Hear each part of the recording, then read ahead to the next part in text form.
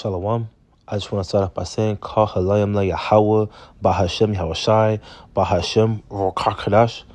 I want to give double honors to the apostles and the elders of Great Millstone. Peace and citations to Hopeful Lek and the Arkan spreading this truth throughout the four corners of this earth. My name is Asha Allah. And I don't really have a title for this lesson, but I just want to talk about this Christmas holiday that's coming up, man. You know, and that's not part of the Israelite customs or Israelite heritage, you know. But it be the so-called blacks, Latinos, and Native Americans who makes up the 12 tribes of Israel. It be you guys that be most indulged in this holiday, man. So I got some precepts lined up along with a couple articles that goes into the origins of this holiday. So let's get right into it. First, I just want to we can jump right into it. It's Jeremiah 10 and verse 1.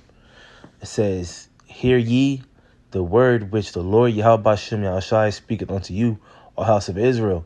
Thus saith the Lord Yahweh Shem Yahushai, learn not the way of the heathen, and be not dismayed at the signs of heaven, for the heathen are dismayed at them." You know, so this is the Lord saying, you know, learn not the way of the heathen. You know, don't act like these other nations, man. Don't follow after these other nations, man. And do not be dismayed at the signs of heaven. You know, for the heathen are dismayed at them, man. You know, the heathen are they take the signs of heaven in great regard, man. You know,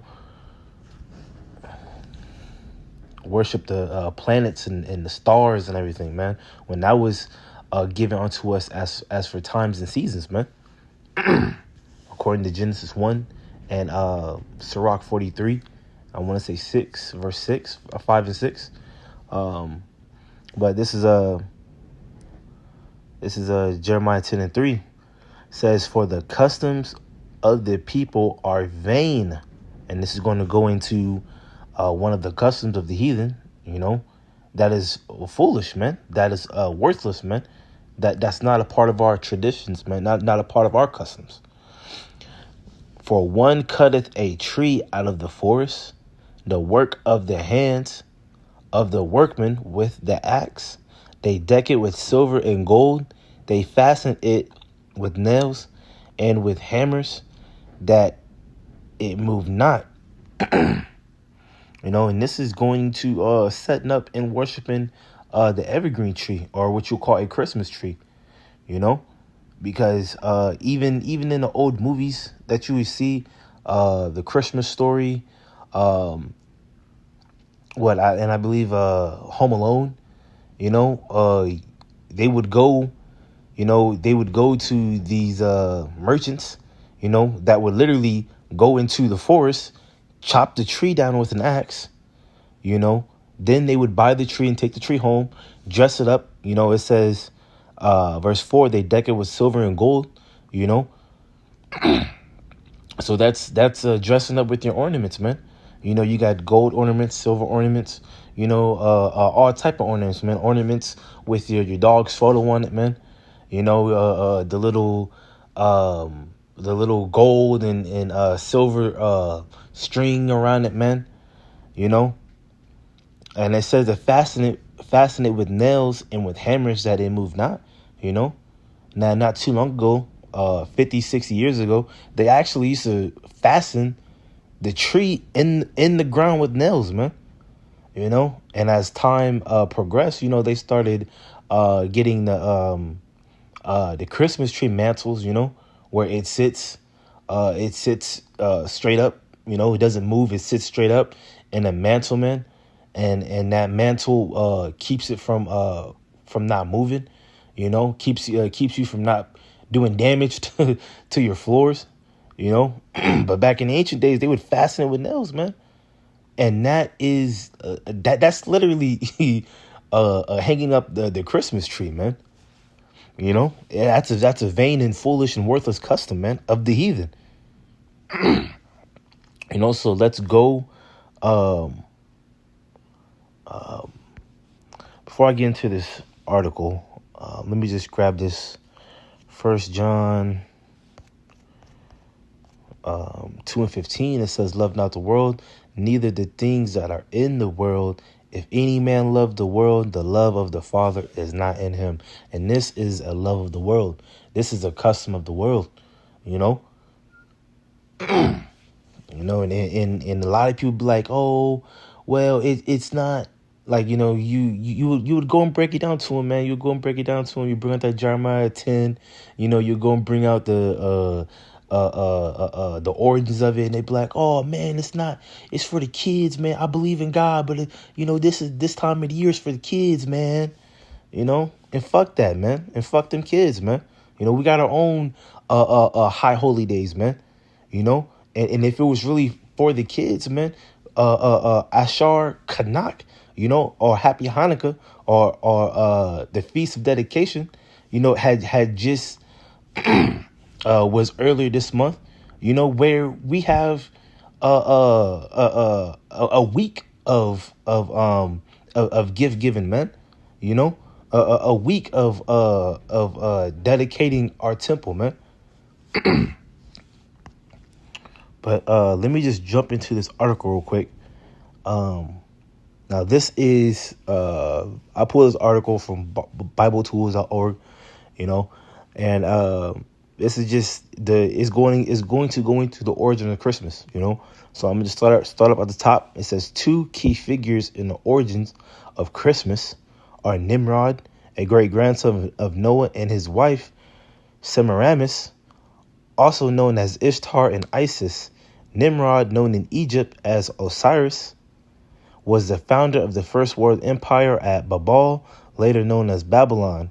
It gives you the scriptures from ancient sources such as the Epic of Gilgamesh and records unearthed by a archaeologist from long ruined Mesopotamian and Egyptian cities. We can reconstruct subsequent events, you know, and it's all in the Bible, man. You don't need to go to the Epic of Gilgamesh or go and dig up the land and try to figure out where it's at. It's all in the scriptures.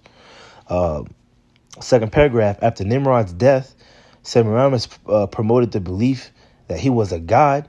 She claimed that she saw a full-grown evergreen tree spring out of the roots of a dead tree stump, symbolizing the springing forth of new life for Nimrod.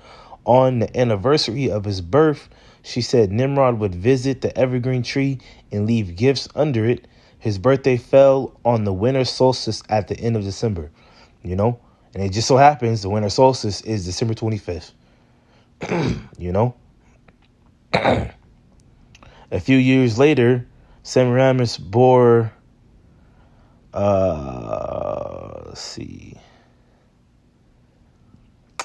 jumping down to the last paragraph. During the time between Babal and Hamashiach, Christ, pagans developed the belief that the days grew shorter in early winter because their sun god was leaving them, and when they saw the length of the day increasing. When they saw the length of the day increasing, they celebrated by riotous, unrestrained feasting and orgies. This celebration, known as Saturnalia, was named after Saturn, another name for Nimrod, you know? So, I mean, this custom is pagan as hell, you know? It goes back to other God worshiping, you know, worshiping men, you know, but worshiping these other planets, man. We can grab and you Christians that, you know, go hard for this day, you know, don't know that the word Christmas itself is, you know, Christ's mass, you know, and mass stands for massacre, you know, the massacre of the anointed, man, the massacre of Yahushai, you know, really mocking Yahushai, you know. But going into this Exodus 20, because, we can go into the Ten Commandments, really, to chop you up. It says, verse 3, Exodus 20:3, thou shalt not have no other gods before me. So when you celebrate Christ Mass, Christmas, you're putting other gods before the Most High, Jumping down to verse 5, thou shalt not bow down thyself to them, nor serve them, for I, the Lord Yahweh Shem Ashai, thy power, am a jealous power, visiting the iniquity of the fathers upon the children, onto the third and fourth generation of them that hate me. Really the point of me bringing this out is saying, we're not supposed to serve them, nor bow down to them, And what do you do? What do you think you're doing when you're celebrating Christmas, man? I mean, yeah, the traditions now is, it's for the kids, but you're really celebrating Saturnalia, man.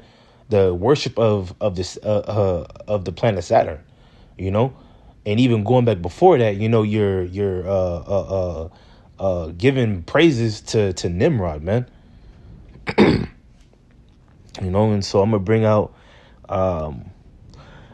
Saturnalia on Google. It says the ancient Roman festival of Saturn in December, which was a period of general merrymaking and was the predecessor of Christmas, So you can be a Scrooge all fucking year, man. But during this time of the year, what is it? It's a period of general merrymaking, and it is the predecessor of Christmas, man. And when you go into a word predecessor is one who was held in office or position before the present holder, So before Christmas, it was Saturnalia, man. And before Saturnalia, it was the worship of Nimrod, man. And that's going off, man. Because if you so-called believe in the Ten Commandments, you're going off by putting other gods, before the Most High, and serving them, man. Let me get a few more scriptures. This is Proverbs 3. Proverbs 3:31. It says, envy thou not the oppressor, and choose none of his ways. And that's plain and to the point, man. It's the so-called white man that put this pagan holiday on high in this Western hemisphere, man. And the scripture says, don't envy not the oppressor, nor choose none of his ways, man. So Christmas, or the celebration of Christmas, that is a vain heathen custom, man. And you're gonna have to pay for that, man. Let's see, Proverbs 16:4 or 5. Proverbs 16:5. Everyone that is proud in heart is an abomination to the Lord Yahweh Shem Shai. Though hand join in hand, he should not be unpunished. So when you